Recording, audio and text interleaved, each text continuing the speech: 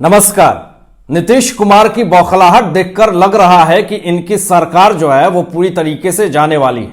नीतीश कुमार को एक बड़ा झटका लग चुका है। 3 राज्य घूम चुके हैं। 3 दिन में मुख्यमंत्री जी विपक्ष से गठबंधन करने के चक्कर में भटक रहे हैं, मगर इन्हें कोई भाव दे नहीं रहा है। जब भी इलेक्शन नजदीक आता है ये विपक्ष को एकजुट करने में लग जाते हैं। भले ही बिहार की स्थिति पूरी तरीके से डबाडोल हो जाए, बिहार की स्थिति पूरी तरीके से खराब हो जाए, इन्हें कोई फर्क नहीं पड़ता है। बौखलाहट से पता चल रहा है कि नीतीश कुमार जी अकेले पड़ चुके हैं। पार्टी हाथ से निकल रही है, यह नहीं दिख रहा है नीतीश कुमार जी को। इतना डर क्यों रहे नीतीश कुमार को? लोकसभा चुनाव आने वाले हैं, बौखलाहट चेहरे पे दिख रही है। कभी उड़ीसा जा रहे हैं, नवीन पटनायक बेइज्जती करके जमीन देकर के अलविदा कह दे रहे हैं। कभी झारखंड जा रहे हैं, हेमंत सोरेन से मुलाकात करके भारी बेइज्जती करवा करके घर वापस आ जा रहे हैं। कभी ममता बनर्जी के पास जा रहे हैं, काम नहीं बन रहा है। कभी अखिलेश यादव जी से जाकर के मुलाकात कर रहे हैं, कभी राहुल गांधी अरविंद केजरीवाल से जाकर के मुलाकात कर रहे हैं। अब तो हद हो गई।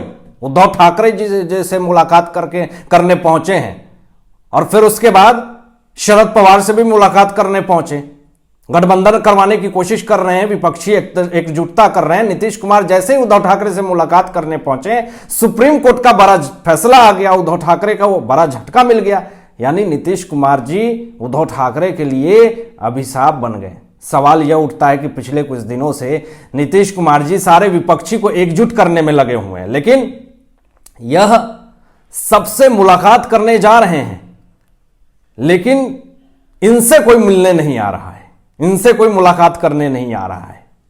उड़ीसा में गए, नवीन पटनायक जी से मुलाकात किया इन्होंने। वहां पर अपने बाल को खुजला रहे थे और खुजला करके या बोल रहे थे कि आप चिंता मत कीजिए, पॉलिटिक्स की बात की चिंता आप मत कीजिए। अरे मीडिया क्यों चिंता करेगी आपकी? मीडिया को क्या, आप मीडिया तो सवाल पूछती है, उसका जवाब चाहिए आपसे। पिछले कुछ दिनों से मैं नीतीश कुमार जी की बयान सुन रहा हूं, अजीब तरह की बयान दे रहे हैं वो। नीतीश कुमार जी का जो है वो उनको लगने लगा है कि आने वाला चुनाव में मेरी हार जो है वो निश्चित है, इसलिए वह सारे विपक्षी को एकजुट करने के चक्कर में लगे हुए हैं। उनको किस बात का डर है? उन्हें सत्ता से बहुत ज्यादा लगाव है। वह सीएम के पद पर हमेशा बने रहना चाहते हैं, वह सीएम के पद को छोड़ना नहीं चाहते हैं। अब जदयू के पूर्व राष्ट्रीय अध्यक्ष आरसीपी सिंह बीजेपी में शामिल हो गए हैं। दोस्तों, ये बहुत बड़ी और ब्रेकिंग खबर है और एक बहुत बड़ा झटका है नीतीश कुमार जी के लिए। उन्हें, आरसीपी सिंह को, दिल्ली के बीजेपी ऑफिस में केंद्रीय मानव संसाधन मंत्री धर्मेंद्र प्रधान ने पार्टी की सदस्यता दिलाई है। बीजेपी में शामिल होने के बाद उन्होंने कहा कि मेरे लिए ये गौरव और गर्व का पल है। आरसीपी सिंह ने कहा कि नीतीश जी बोलते हैं कि देश में कोई काम नहीं हो रहा है, वो देखें आज देश कहां से कहां चल गया और बिहार कहां खड़ा है।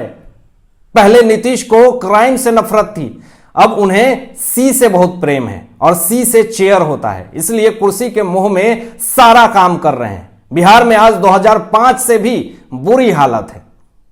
कई महीनों से आरसीपी सिंह के बारे में दोस्तों बीजेपी में शामिल होने की अटकलें चल रही थी। करीब 9 महीने बाद आरसीपी सिंह किसी पार्टी के सदस्य बने हैं। इससे पहले वह जदयू के राष्ट्रीय अध्यक्ष रह चुके हैं और केंद्र में इस्पात मंत्री भी रह चुके हैं।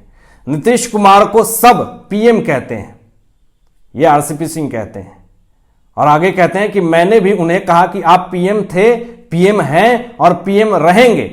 पीएम मतलब पलटी मार। उन्होंने कितनी बार विश्वासघात किया है। आरसीपी सिंह सीएम नीतीश के काफी करीब रहे हैं दोस्तों। वह मुख्यमंत्री के ही गृह जिले नालंदा से आते हैं। आरसीपी सिंह वहां से लोकसभा चुनाव लड़ने की तैयारी में है। जदयू छोड़ने के बाद नालंदा में सक्रिय हैं।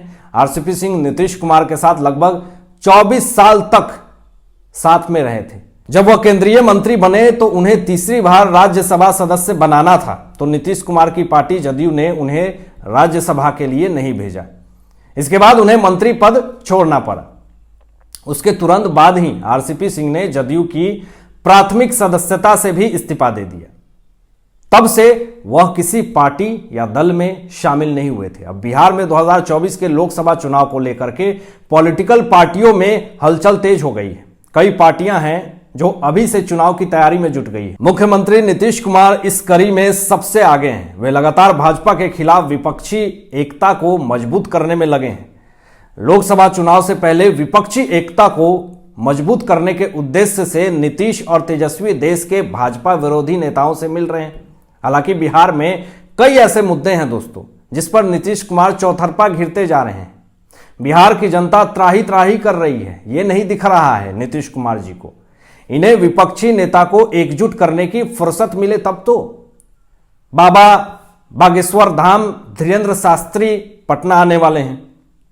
उनके आने से पहले महागठबंधन की बड़ी पार्टी आरजेडी ने उनका तीखा विरोध किया है। अब धीरेंद्र शास्त्री सनातनी हिंदुओं को एकजुट करने की बात करते हैं।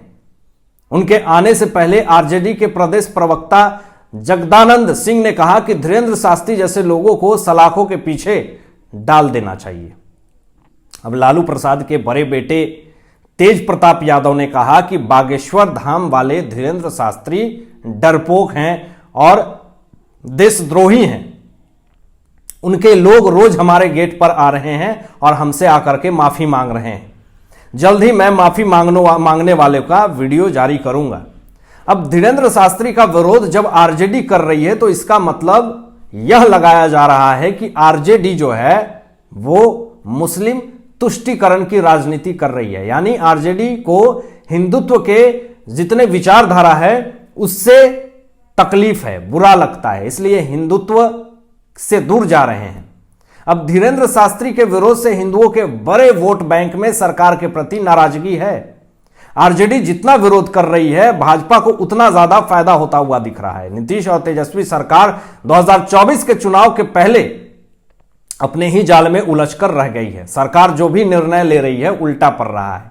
जाति गणना शुरू हो गया लेकिन न्यायालय ने रोक लगा दी। पहले ही नीतीश कुमार के लालू प्रसाद के साथ जाने से सवर्ण नाराज हो गए थे। बची खुची कमी जाति गणना पूरी कर देगी। आनंद मोहन का जो जलवा आज से 25-30 साल पहले हुआ करता था, पहले वाली बात नहीं रही। राजपूत वोट बैंक जो है वो योगी आदित्यनाथ की वजह से भाजपा की तरफ है, लेकिन नीतीश तेजस्वी सरकार ने आनंद मोहन को बरी करवाने के लिए जो कुछ किया उससे नीतीश तेजस्वी के साथ जो दलित वाला वोट बैंक है वो नाराज हो गया। अब सीधा यही कह सकता हूं कि नीतीश कुमार ने अपने पैर पे खुद कुल्हाड़ी मार ली है। अभी जो भारत का माहौल है उसमें धीरेंद्र शास्त्री को लेकर के आरजेडी का खुला विरोध है और यही स्थिति रही तो हिंदू वोट बैंक भाजपा की तरफ पूरी तरह से चला जाएगा और नीतीश कुमार का मुंह जो है वो फूला हुआ रह जाएगा और मुंह फुला करके वो बैठ जाएंगे, क्योंकि उनकी हार जो है वो तो हो जाएगी।